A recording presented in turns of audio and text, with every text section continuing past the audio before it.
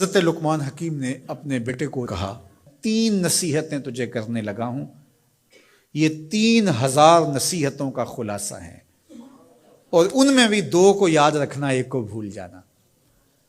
تو بیٹا ہمہ تن گوش ہو گیا، تو حضرت لقمان بولے جو نیکی کی ہے اس کو بھول جانا، جو نیکی کی ہے اس کو بھول جانا، اور موت کو اور اپنے رب کو یاد رکھنا۔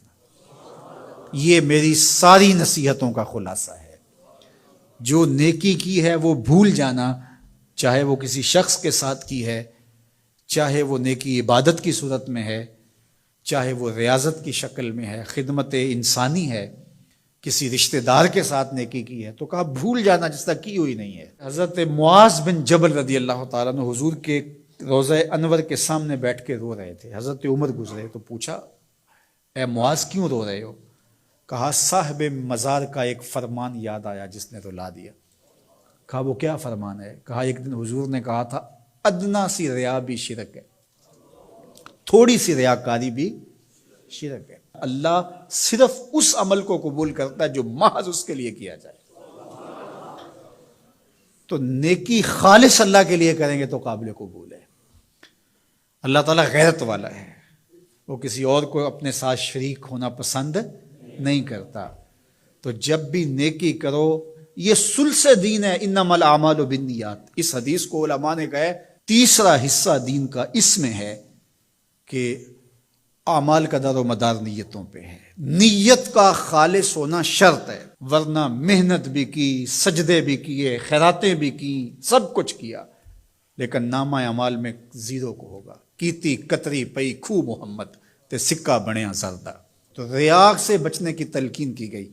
حضرت لقمان حکیم نے کہا جو نیکی کی ہے اس کو بھلا دینا، اللہ کو اور اپنی آخرت کو کبھی فراموش نہ کرنا۔ جب آخرت مستحضر رہتی ہے، ہر وقت بندہ خیال میں رہتا ہے کہ میں اللہ کے حضور پیش ہونا ہے، ایک میدان لگنا ہے، وہاں ترازو گڑے گا، اعمال تولے جائیں گے، تو خود بخود اپنا محاسبہ کرتا رہتا ہے۔ یہاں وہ کچہری خرید سکتا ہے، عدالتیں خریدی جا سکتی ہیں، تھانے یہاں بک جاتے ہیں، یہاں منصف بک جاتے ہیں، لیکن وہاں اللہ کی پولیس نہیں بکے گی، وہاں کے تفتیشی نہیں بکیں گے، وہاں کے تھانے، وہاں کی کچہریاں نہیں بکیں گی، وہاں ترازو پورا وزن تولے گا۔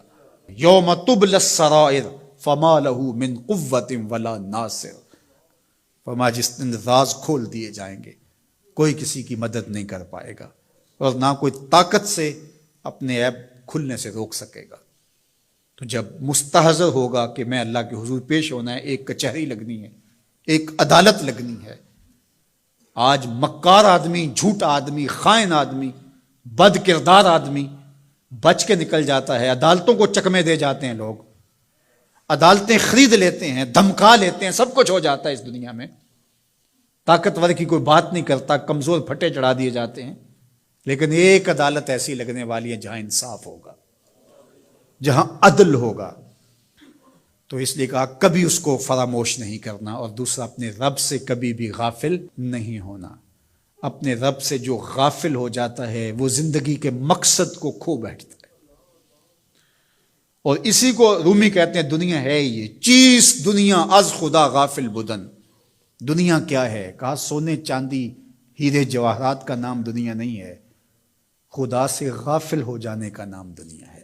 تو اس لیے اللہ کے ذکر سے، اس کی یاد سے، اس سے کبھی بھی غافل نہیں ہونا چاہیے۔ اور اگر کوئی اس سے غافل ہو گیا تو سن لو وَلَا تَكُونُوا كَالَّذِينَ نَسُوا اللَّهَ فَأَنسَاهُمْ أَنفُسَهُمْ أُولَٰئِكَ هُمُ الْفَاسِقُونَ۔ کہا ان لوگوں کی طرح نہ ہو جانا جو خدا سے غافل ہو گئے۔ تو جب وہ خدا سے غافل ہو گئے، اللہ نے انہیں ان کی ذاتوں سے بے خبر کر دیا۔ کسی نے کہا اقبال سے کہ تو نے خود ہی کا سبق کہاں سے لیا تھا؟ کہا قرآن کی اس آیت سے لیا تھا۔ اور یہ بات ذہن میں بٹھا لیں، اپنے لیے بھی اور اپنی اولادوں کی طبع میں راسخ کریں جیسے بھی ہو سکے، کہ ایک چیز کو بھول جانا ہے، جو نیکی ہو گئی بھول گئے، اور اللہ کو بھی یاد رکھنا ہے اور آخرت کو بھی یاد رکھنا ہے۔ یہ چیز یاد رہ گئی تو سمجھ جاؤ خیر ہے، اور اگر یہ 2 چیزیں بھول گئی اور جو بھولنے کی چیز ہے وہ یاد رہی تو سمجھو ہم نے اپنا سب کچھ لٹا دیا۔